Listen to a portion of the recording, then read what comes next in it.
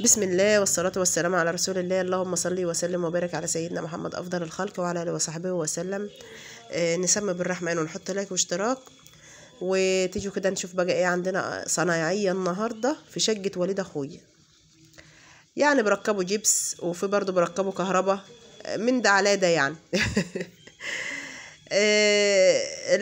الصنايعية دول عندنا من البلد، المعلم ثروت والمعلم أحمد. طبعا احنا منجيبش حد من بره البلد خالص، كلهم من البلد من عندنا. ويجينا بقى ايه، قلنا ان احنا لازم نغديهم غدوه معتبره النهارده. طبعا امي جاتي سرعه عايزين نعمل مكرونه بشاميل ونعمل هات لنا لحمه، وطبعا كل سنه وانتم طيبين كده، فيه لحمه برضو من العيد، ويعني في ناس عندها لحمه من العيد لسه لحديت الان. طبعا احنا كنا عاملين لهم فراخ امبارح والنهارده عملنا لهم لحمه برضو. يعني كل يوم حاجه كده، يجعلهم بالهنا والعافيه لكل اللي ياكل منه. قلت ان انا ابدا باللحمه الاول، ابدا الاول بالبشاميل كده، وطبعا انا مولعه على اللحمه برضو جنبها. المهم هو في الحالتين كل حاجه على البوتاجاز، بس عشان ما تاخرش ولا كده بدات اللي انا ولعت على اللحمه. عملنا بصلتين وعملنا طماطم وعملنا البهارات والتوابل اللي احنا بنحطها تحت منها وحطيتها تتلوح، وجبت برضو جليت، يعني كل حاجه على البوتاجاز. وجت امي بقى راحت عشان تجيب له المكرونه، كل حاجه لازم ابعتها هي. هي ماشيه في دور تخسيس اليومين دولي، وطبعا هي بتحب المشي، كل شويه تطلع تجيب لي اي حاجه من المحل وتيجي. قلت لها انت حره، عايزه اروح انا انت تروحي براحتك. انت قالت لا انا هجيب لك انا، عشان انا عايزه امشي. يعني وقفتها او قعدتها في البيت برضو رجلها تعباها، دايما دكتور العظام يقول لها خفي يا حاجه، لازم تخسي شويه عشان رجليكي تعباكي او عشان تلحقي تمشي حتى. ما صدقنا رحنا لدكتور كويس جدا جدا جنب بلدنا، ومشاها على اكل محدد، ويعني بسم الله ما شاء الله هي بدات برضو في النزله هيت وبدات تخس. انا مبسوطه جدا والحمد لله رضا. جات اي حاجه انت عايزاها هاتها وانا اجيبها لك من بره. قلت لها لا خلاص هاتي لي بس المكرونه. هي كانت جايبه لي كل حاجه على بيات، جايبه اللحمه المفرومه على بيات، وجايبه خلطه البشاميل على بيات. ما فيش الا المكرونه بس هي جابتها من المحل من بره يعني. واللي هي تقول لي اللي انت عايزاه، قلت لها لا تعالي ما خلاص بقى خلصنا. جلت برضو جنب المكرونه وهي بتتسلق، وجبنا اللبن اهوت، خدت كرنبين لبن، وقمت جايه ضربت خلطه البشاميل اللي في الخلاط وظبطتها ظبطه معتبره كده. وجيت بقى حطيت معلقتين زبده في اللبن وهو بيغلي، وظبطت طبعا الملح بتاعه وظبطت كل حاجه يعني. واللحمه المفرومه شوحتها كده على البوتاجاز الاول، وبعدين حطينا البصل والطماطم والفلفل والشطه والبهارات والكمون والملح وشويه فلفل اسمر كده بسيط خالص، عشان امي مش عايزه الفلفل الاسمر. جات يا سور ما تكتريش، يعني ايه حاجات بسيطه كده، ومش ليه لازمه يا سوير. يعني هي في الاول وفي الاخر مش كانت عايزه فلفل اسمر والله يا جماعه. قلت لها خلاص براحتك، يعني حطيت حاجات بسيطه يعني. وجبت بقى سلقت المكرونه زي ما انتم شايفين، وجبت بقى اللي انا ايه دهنت الصينيه الاول زبده، معلقه زبده صغيره كده سيحتها على البوتاجاز. وطبعا هحط برضو شويه بشاميل فيها كده افردها الاول، وبعد كده ايه اقلب بقى المكرونه المعتبره اللي انتم شايفينها دي. انا سلقتها سلقه مظبوطه جدا، ولا كده ولا كده، مظبوطه في السليم يعني. وظبطها في كل حاجه، في الحدق ظبطاها في كل حاجه ظبطاها. وبرضو اللحمه سبتها لما شوفوا يعني نزلتها من على البوتاجاز كانت استوت كده منها نفسها. بسم الله ما شاء الله. السيد اخويا كان بيقول لي اعمل لي سندوتش يا سهير. انا مش بنزلها من على البوتاجاز الا لما خلاص ان انا اكلها حاف كده. جبت برضو 5 بصلات، وجبت 4 حبات طماطم. ليه البصل يا جماعه ده كيلو ونص لحم، كيلو ونص لحمه على قد الصينيه الكبيره اللي انتوا شايفينها دي. بسم الله ما شاء الله دي اكبر صينيه عندنا بتاخد الكيلو ونص لحمه، على اساس اللي ايه يعني في انفاق فيه صناعيه وكده، عشان يعني تكفي برضو. اللهم صل على حضرة النبي. شفتوا افضل اقلب فيها كده لما كلها يبقى عليها بشاميل. المهم اللي انا هحطها بقى في الصينيه كده تبقى كلها عليها بشاميل. بسم الله ما شاء الله. اللهم صل على حضرة النبي. ابدا بقى اللي انا ايه اخد البشاميل كده كرنيب او 2 افرده في الصينيه، المهم ايه كلها تتفرد بشاميل برضو.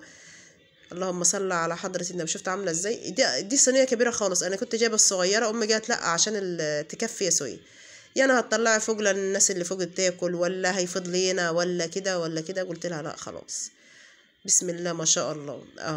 افضل اقلبها كده بقى. انا دهنت الارضيه كلها، وبعد كده بقى ايه حطيت برضو البشاميل اللي هو ايه تستاهل كلها بشاميل كده، كلها قلبتها بشاميل، ما سبتش اي حاجه خالص اللي انا اخد شويه واسيب شويه كده، لا قلبتها كلها في بعضها بشاميل. اللهم صل على حضره النبي. شفت عامله ازاي؟ افضل بقى افردها كده، واجيب بقى اللحمه افردها برضو. المهم ايه كل هيتها تبقى زي العسل دلوقتي. اللهم صل على حضره النبي. وشغلت الفرن قبل ما احطها في الفرن ب10 دقايق زي ما انا متعوده في اي حاجه بعملها، بشغل الفرن كده. بسم الله ما شاء الله. اهو كده فردتها كلهتها اهيت، واللحمه كلهتها كفت. اللهم صل على حضره النبي. هي الصينيه كبيره وحلوه يعني ايه، هي بصراحه كانت عايزه اكتر من كده لحمه برضو، يعني هي لو لما اللحمه تكون كتير حلوه بتبقى حلوه، بس كده اللحمه مظبوطه يا دوبك برضو.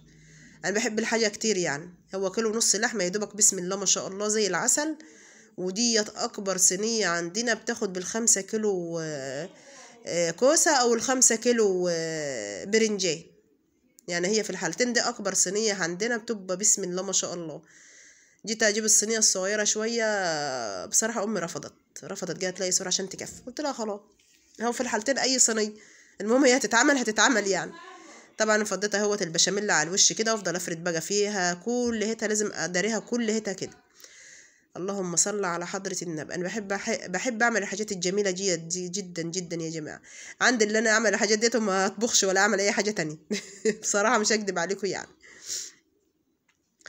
ومش يعني بصراحه يعني ايه، بسم الله ما شاء الله، عسل عسل عسل اهو شفتوا. وانا النهارده يا جماعه والله يعني دور البرد ده ودور تغيير الجو هو اللي مخلي صوتي يعني ايه مش مظبوط، يعني تعبانه بقالي كام يوم كده، بس الحمد لله الحمد لله رضا، ربنا يعدها على خير بس مش اكتر. اللهم صل على حضرة النبي. هي دورة عند الكل يا جماعة، يعني انا بقابل ناس كتير فيه دورة كده عند الكل، لا دور برد، لا دور والواحدة مش لاحقة تتكلم من زورها مش عارفة ايه. قلت الحمد لله رد. انا كنت بقول لما اتكلم انت على الفيديو قالت لا اتكلم انت. اهو خدت بقى الجبنة ديت بسم الله ما شاء الله. شفتوا عملت كلهتها كده، عملتها ضربتها كده في الكبة، نعمتها كلهتها. وجيت بقى ايه قمت جايه حطها كده بقى على وش المكرونه كده جميله جدا. انا حطيتها الاول في الفريزر عشان تبقى ناشفه كده، وبعدين ضربتها كلها في الكبه كده. بصوا عسل عسل عسل اهي. افردها كده كلها على وشها، كان الطبق ده كلته مليان جبنه موتزاريلا، بس طعمها جميل وتحفه كده. اللهم صل على حضره النبي. شوفوا عامله ازاي اهي. هتتشال بقى تتحط في الفرن كده وتطلع بقى، وهوريكم لما تطلع يا جماعه تبقى شكلها عامل ازاي. اللهم صل على حضره النبي. جميله جدا تحفه تحفه تحفه اهو. طبعا حطيتها استوت في الفرن اهيت وطلعتها، بس بصراحه هي كانت سخنه يا جماعه، هي المفروض تتقطع وهي ساقعه، بس كان طبعا الظهر اذن عندنا والصناعيه كلها عايزه تتغدى، يعني ما ينفعش ان انا اتاخر عندهم بالطريقه ديت. هي كانت طالعه وكده، بس كانت يعني ايه دافيه بسيط، يعني سبتها شويه بس كانت دافيه بسيط. امي جت يا سور قطعيها وحاولت تشيلها بنظام كده، عشان ايه ما ينفعش نتاخر عن الصناعيه ديت، يا دوبك الظهر اذن يا بنتي، عشان ايه نحط الغدا. اللهم صل على حضره النبي. شفتوا اهو. هي لو فضلت شويه وبردت شويه كانت هتبقى متماسكه اكتر من كده، بس حلو بسم الله ما شاء الله. كانت ريحتها جميله جدا وطعمها تحفه تحفه تحفه. اللهم صل على حضره النبي. يجعلها بالهنا والعافيه لكل اللي ياكل منها. طبعا احنا قاعدين النهارده يا جماعه، لقينا اختي كريمه جايه هي واولادها. اللهم صل على حضره النبي. قلت يلا الخير بسم الله ما شاء الله. عملنا بطاطس بتقليه زي ما انتم شايفين كده، واللحمه والشوربه والمخلل، وعملنا طبقين حلويات برضو كده زي ما انتم شايفين اهو. بسم الله ما شاء الله. وده المكرونه البشاميل، ويجعلها بالهنا والعافيه لكل اللي ياكل منها. اللهم صل على حضره النبي.